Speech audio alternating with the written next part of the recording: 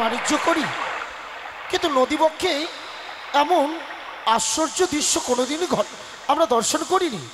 চেদাক ভাই, তা তো সত্যি, এমন এত অপরূপ সুন্দর জিনিস যেন ভেসে আসে আমাদের সম্মুখে। চল ভাই চল, তবে চলো না দাদা, আমরা একটু এগিয়ে যাই। তাই হবে মাঝি ভাই, ডিঙ্গাখানা যেন তাদের সম্মুখে নিয়ে চলো। তোর সুগন্ধ হয়তো বাবু, না না মাঝি ভাই, আমাদেরকে আক্রমণ করতে আসছে।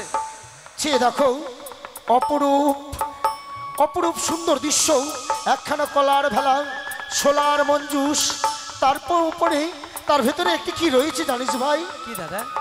কি রূপ হেরিনু রে, রূপের মাধুরে। দাদা চেয়ে দেখ ভাই,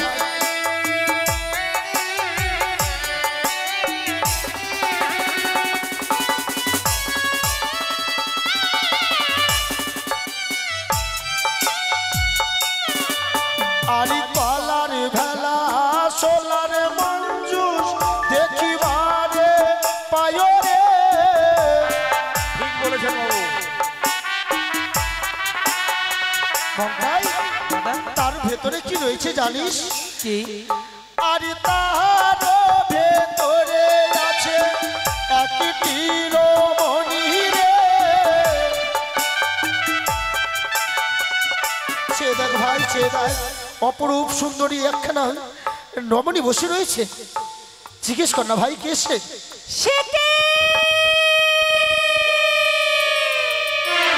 আরে কে গো তুমি? কি আপনারা অমন করে আমার মান্দাসখানে ঘিরে নিলেন কেন? কি চান আপনারা?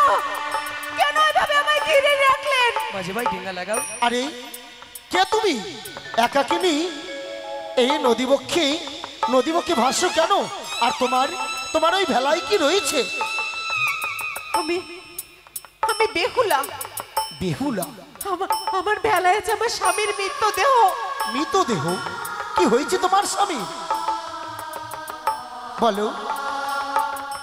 বিয়ের বাসর রাত্রে হ্যাঁ হ্যাঁ, আমার স্বামীকে কাল সাপে দংশন করেছে। তাই স্বামীর মৃতদেহ নিয়ে এই সাগর সঙ্গমে ভেসে যাচ্ছি দেবতা নগরে যাব। দেবতা নগরে? কিন্তু জানতে পারি কেন? কি লাভ ওই দেবতা নগরে গিয়ে? কি হবে? সাবিত্রী যেমন তার স্বামীকে ফিরিয়ে আনার জন্য জমের দুয়ারে পর্যন্ত গেছিল, হ্যাঁ হ্যাঁ, সেই মতো আমি আমার স্বামীর দেহ নিয়ে আমি স্বর্গে পর্যন্ত যাব। বলছিলাম কি, আপনারা তো উজান পথ থেকে ফিরছেন, হ্যাঁ। আর কত দূর গেলে আমি স্বর্গে সন্ধান পাবো বলতে পারেন? শুনো নারী, স্বর্গে যাওয়ার কোনো প্রয়োজন নেই তোমার। হ্যাঁ, আর তোমায় স্বর্গে যেতে দেব না আমি। কি বলছেন আপনি? হ্যাঁ, আমি যা বলছি সত্যি। এসো এসো, এগিয়ে এসো। এই যে তোমার মৃত স্বামী, ছুঁড়ে ফেলে দাও এই দারুণ গঙ্গার জলে। তোমার স্বামী হবে মাছের শিকার, আর তুমি আমাকে প্রতিরূপে শিকার করে আমার ঘরে চলো। দাদা ভাই, তোমার কি সব জ্ঞান শেষ হলো দাদা গো? কি বলতে চাস তুই? কি বলছো দাদা তুমি? বঙ্কাই, পরনারী মাতৃ সমান। পরনারীকে অমন কথা বলতে নেই। বঙ্কাই, সে যে আসানে দেবতা নগরের পথ বেছে নিয়েছে, তার পথের বাধা মোরা হব না। মাঝি ভাই ডিঙ্গা নিয়ে এসো। মাঝি ভাই দেশে এই বঙ্কাই, ছোট আছিস, ছোটর মতো থাকবি, আমাকে জ্ঞান দেওয়ার চেষ্টা করবি না। তুই চেয়ে দেখেছিস যেই সুন্দর রমণী এই দারুণ গঙ্গার জলে ভেসে যাবে, তার রূপখানা দেখে আমি পাগল হয়েছি। আমি তাকে ভেসে যেতে চাই না, আমি তাকে নিয়ে যেতে চাই তোর বউটি করে। কিন্তু দাদা গো, হ্যাঁ, তুমি তার রূপ দর্শন করলে, তার রূপটা দেখলে তুমি তার রূপ কত সুন্দর। হ্যাঁ হ্যাঁ হ্যাঁ, কিন্তু বুঝলে না দাদা তার মনের বেদনা, তার মনের ভিতরে কত কষ্ট, কত যন্ত্রণা, কত বেদনা রয়েছে, সেই কথা তুমি বুঝতে পারলে না দাদা? আরে বঙ্কাই, তার দুঃখ জ্বালা যন্ত্রণা সকলে কিছু ঘুচিয়ে দেবো আমি। সে তো স্বামীর জন্য ভাসছে, আমি হব তার স্বামী, তার সকল দুঃখ বিমোচন হবে। না দাদা, এই কখনো হয় না। বঙ্কাই দাদা হ্যাঁ আমাকে জ্ঞান দেওয়ার চেষ্টা করিস না। ছোট আছিস, ছোটর মতো থাকবি। আমি ওই সুন্দরীকে না পেলে হয়তো প্রাণে মারা যাবো। আর তুই যদি আমাকে জ্ঞান দেওয়ার চেষ্টা করিস, আমি তোর উপরে হাত তুলতে বাধ্য হব। এসো সুন্দরী, আমি তোমার রূপে পাগল হয়েছি। আমি তোমাকে বিবাহ করতে চাই। ছি, ছি। আপনার ঘরে কি কোনো মা বোন নেই? সুন্দরী, আমি অসহায় এক মেয়ে মানুষ বলে আপনি আমায় অমন কথা বলতে পারছেন। আর যদি আমার স্বামী বেঁচে থাকতো, তাহলে কি আপনি অমন কথা আমায় বলতে পারতেন? শোনো সুন্দরী, দেখুন, আমি আপনার সামনে হাত জোর করছি, আপনাদের ডিঙ্গা সরান। আমার মাথাতে আমায় এগিয়ে যেতে দিন। ও মা, আমি বলি কি, আমি সেদিনটা সরিয়ে নেবো মা। আমার দাদা অন্ধের বশবর্তী হয়েছে, তোমার রূপে সে মগ্ন হতে চায়। তাই বলি মা গো, দোহাই তোমার, তুমি ফিরে যাও মা। এই বঙ্কাই, তাকে যেতে দাও। ওকে বলেছি না ছোট আছিস, ছোটর মতো থাকবি। আমার চলার পথে বাধা হয়ে চেষ্টা করবি না। না হলে তোর কপালে দুঃখ অনিবার্য। পেছনে থাক। দাদা এসো সুন্দরী, তুমি যদি স্বেচ্ছায় না আসো, একলা পেছনে যাবো। ওই তোমার কলার ভেলা সোলার বান্দাসকে ভেঙে গুড়িয়ে দেবো। আর ওই যে মৃতদেহ ছুঁড়ে ফেলে দেবো গঙ্গার জলে। তোমার স্বামীকে, ওই স্বামীর মৃতদেহকে কুড়ে খাবে মাছেরা। আর আমি তোমায় নিয়ে যাবো আমার ডিঙ্গায় তুলে। খবরদার বলছি, এই আপনাকে আমি সাবধান করছি। কি? আমার মান্দাসের দিকে যদি এগিয়ে আসে, তবে আপনার সর্বনাশ হয়ে যাবে বলে দিলাম। খবরদার বলছি। এই সামান্য এক নারী আবার তুমি সর্বনাশ করবে? সর্বনাশের দেখেছো কি তুমি? তুমি যদি আমার কথাটা শোনো, আমি কিন্তু ডিঙ্গা থেকে একলা ছুটে যাবো, তোমার মান্দাসকে ভেঙে কুড়িয়ে দেবো। ভগবান, এসো আমি কি করব? আমায় রক্ষা করো মা। মাঝি ভাই ঘিরো। আমি যদি সত্যি সতী হই, এসো আমি যদি প্রতিব্রতা সতী হই, ঘিরে ফেলো। যেই হাত পা আপনি আমার দিকে এগিয়েছেন, ভগবান না এসো করুক, সেই হাত পা যেন আপনার বন্ধ হয়ে যায়। কি?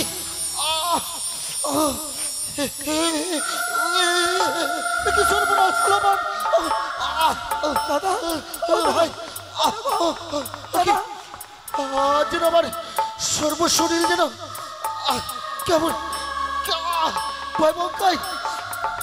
সত্যি কি তবে আমি বড় ভুল করেছি রে। তোমায় পূর্বে বলেছিলাম দাদা, পরনানে মাতৃ সমান তাকে অমন কথা বলো না তুমি।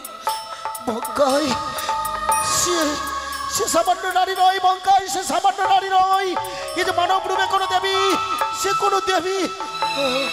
ও মা, তারা মা, যেও না মা তুমি এমন করে। ওগো জননী মো, জননী জন্মভূমি স্বর্গদেবী করিওছি। শুধু জন্মদিনে যে মা হওয়া চাই না, পরনারী যে মাতৃ সমান হয় মা। দাদা যে আমার অজ্ঞান, অন্ধের বশবর্তী হয়ে তোমায় না অন্যায় কথা বলেছে জননী। তুমি আমার দাদাকে ক্ষমা করো মা। তুমি যদি ক্ষমা না করো, দাদাকে দেশে যাওয়া হবে না। আমার যে দেশে যাওয়া বিফল হবে মা গো। তুমি আমার দাদাকে ক্ষমা?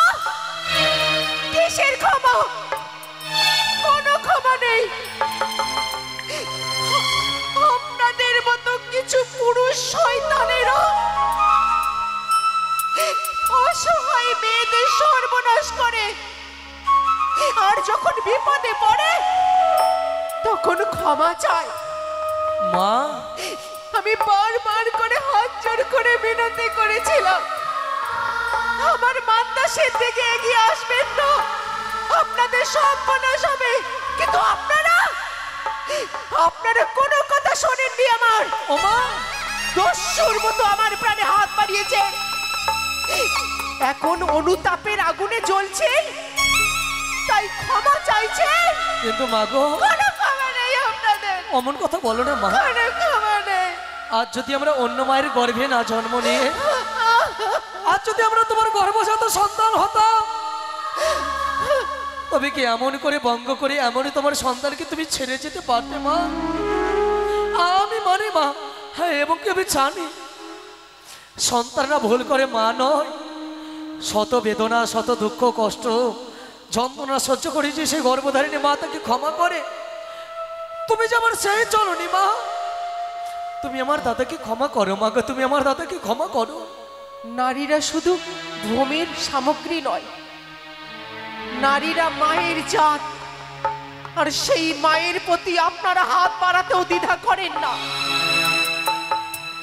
আগে করেছেন পাপ, এখন হচ্ছে অনুতাপ। ঠিক আছে মা, ঠিক আছে, তুমি আমার দাদাকে ক্ষমা করিও না মা, ক্ষমা করিও না। আমি যাবো না দাদাকে দিয়ে দেশে ফিরে। তবে শোনো জননী, তুমি যদি সত্যিকারে দেবতা নগরীতে মৃত স্বামীর প্রাণ বাঁচিয়ে আনতে পারো, তবে তোমাকে আজ হতে পারে নদীর কিনারে পাপের ভাগিদার। এই মুহূর্তে দাদাকে ফিরিয়ে নিয়ে যাবো না সেই উজানি নগরে। এই মুহূর্তে পবিত্র গঙ্গার জলে নিজের দেহকে আমি শেষ করবো। দাঁড়ান, দাঁড়ান আপনি।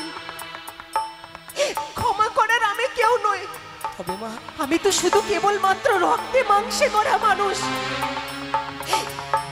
আমি মা মনসার ভক্ত। আমি যদি কোনো বিপদে পড়ি, স্বয়ং মা মনসা দেবী আমায় রক্ষে করেন। যদি ক্ষমা চাইতে হয়, দেবী মনসার কাছে ক্ষমা চান, দেবী মনসার তপ জপ করুন।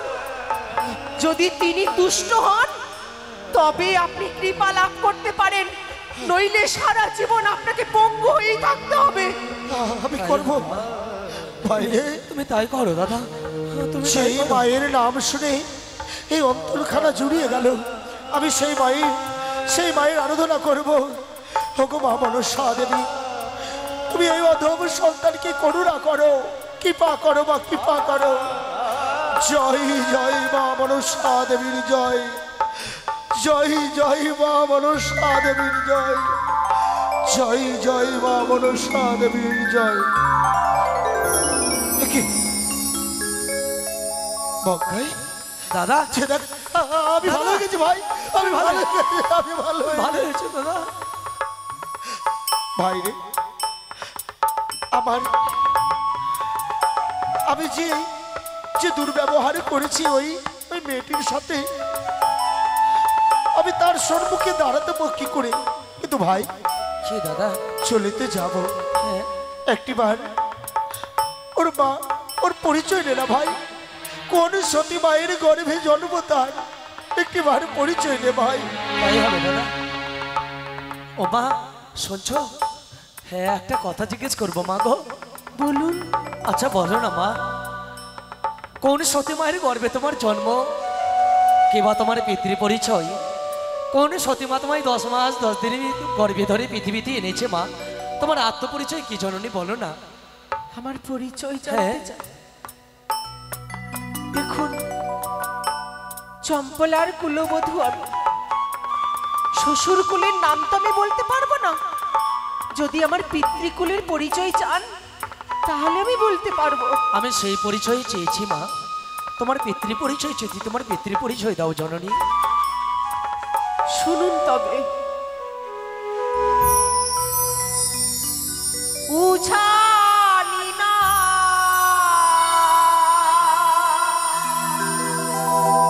গোরে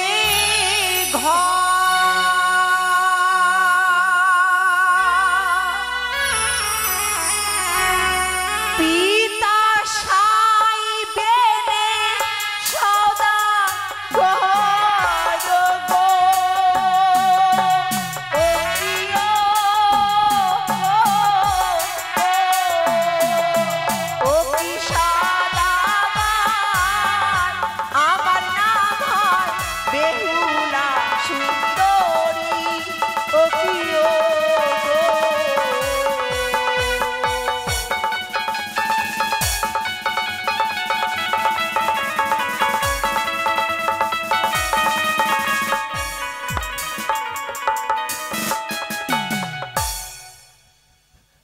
শুনেছিস ভাই?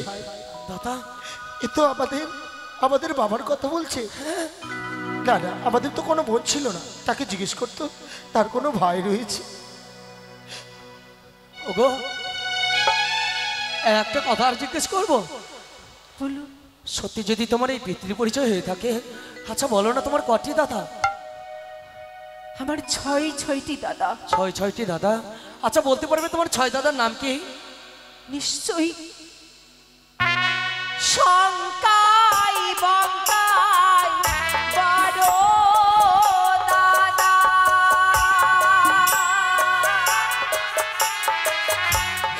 যাদব মাধব মেজো দাদা গো,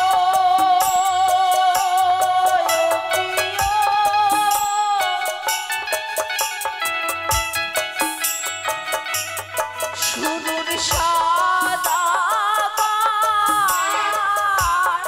রাম কানাই ছোট দাদা ও প্রিয়।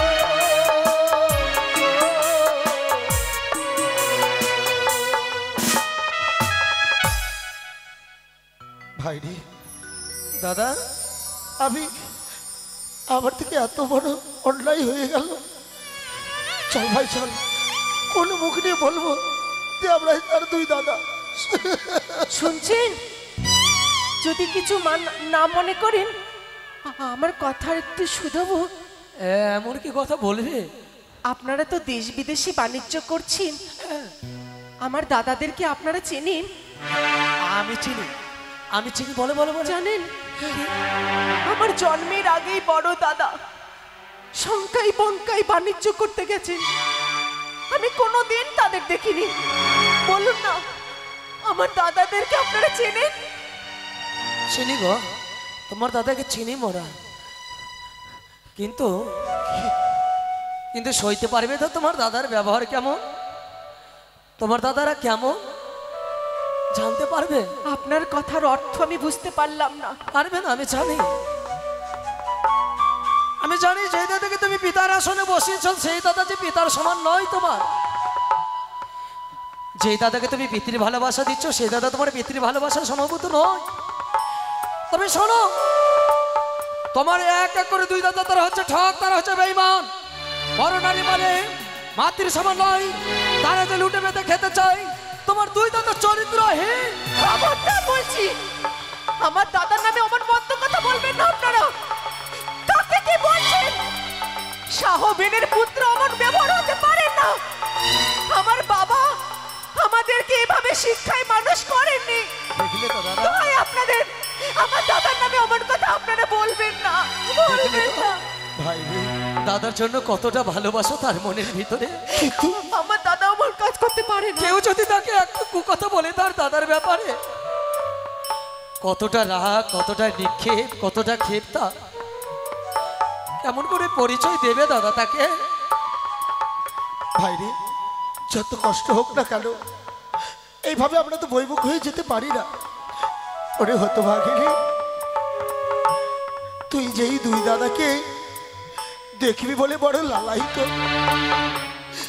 সে তো অন্য কোথাও নয় রে। সে দেখ তোর সম্মুখে তোর 2 দাদা শঙ্কায় বঙ্কায়।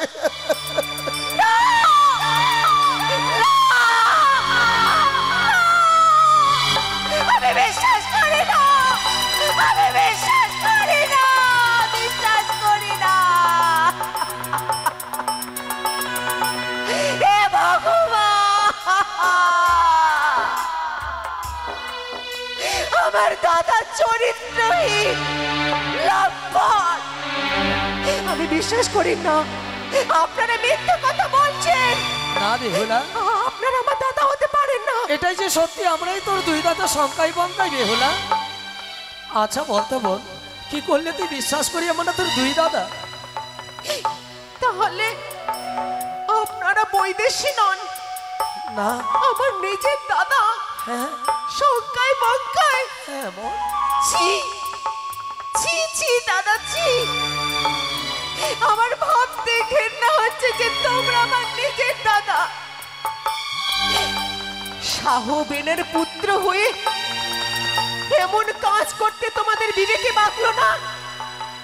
একবারও বাবার সম্মানের কথা তোমরা ভাবলে না? বাণিজ্য করতে এসে অমন চরিত্রহীন লম্পট হয়ে গেছো তোমরা। এই শিক্ষায় মানুষ করেছিল আমাদেরকে। কি করেছো তোমরা দাদা? শেষ পর্যন্ত তোমরা নিজের বোনকেও বিয়ে করতে দ্বিধাবোধ করলে না। ওরে, আর তুই অমন করে লাঞ্ছনা দিস নে বোন। বড় দাদা না জেনে না শুনে অনেক ভুল করেছে, তাই বলি তো বোন রে, তোর কাছে যে বড় ক্ষমা প্রাপ্তি নেই, তুই আমাদের ক্ষমা করিস বেহুলা, ক্ষমা করিস। শঙ্কাই দাদা, বঙ্কাই দাদা, আমি কোনোদিন ভাবতে পারিনি বেহুলা, যে এই সাগর সংগ্রামে ভাই বোনের সাক্ষাৎ হবে। কিন্তু বোন রে, তোর যে এত বড় সর্বনাশ হয়েছে। আমরা না হয় দুই ভাই বাণিজ্যে ছিলাম, বাড়িতে তো আরো তোর চারটি দাদা, তারা কি তোকে কেউ ফিরিয়ে নিয়ে যেতে আসেনি রে বোন? এসেছিল। তুমি কেন যাসনি বোন? যাব না। কেন যাবে না? যাব না আমি বাপের বাড়িতে। কেন যাব? সারা জীবন যদি বাবা মা দাদা বৌদি তোমরা আমার আপনজন হবে, তাহলে তোমরা আমায় বিয়ে কেন দিয়েছিলে বলো? বিয়ের পর তো মেয়েদের শ্বশুর বাড়িতে থাকতে হয়। আমি আর বাপের বাড়িতে ফিরে যাব না, বাপের বাড়িতে ফিরে যাব না। ভাই রে, আমার দীর্ঘ বিশ্বাস আমাদের বোন পারবে ওই স্বর্গালোকে গিয়ে স্বামীর প্রাণদান ফিরাতে। ঠিক বলেছ দাদা। তাই চলার পথে আমরা আর বাধা হয়ে দাঁড়াবো না ভাই। তাই হবে। বেহুলা রে, বেহুলা, বড় দাদা, যা বোন, তোর মনের বাসনা পূর্ণ করতে তুই দেবতানগরে ফিরে যা। হ্যাঁ বোন, আমরা ফিরে গেলাম দেশে, কিন্তু দেবতানগরী তো তোর মৃত স্বামীকে যদি ফিরিয়ে পাস, ফিরে আসে সে একবারের জন্য তুই সেই উজানি নগরে যাব। এই শীতের সিঁদুর যদি ফিরে পাই নিশ্চয়ই যাব। তোমরা আমায় আশীর্বাদ করো বড় দাদা। আশীর্বাদ করলাম বেহুলা, আশীর্বাদ করো। তুই জানো তোর সীমন্তের সিঁদুর হস্তের শাখা ফিরিয়ে পাস, ফিরিয়ে পাস, ফিরিয়ে পাস। বেহুলা, বড় দাদা, শঙ্কাই দাদা, বঙ্কাই দাদা।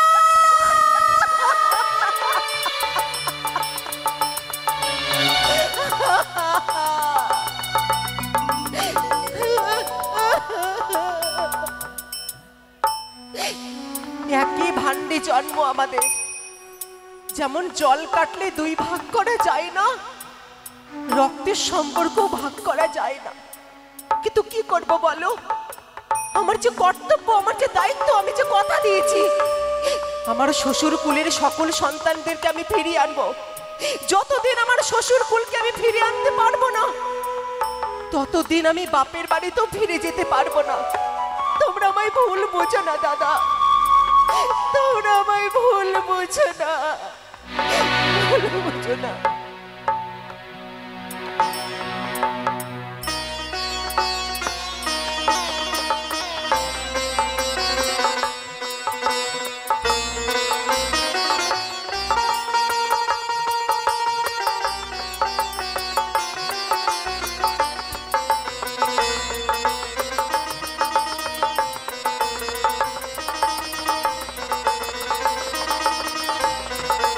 বলো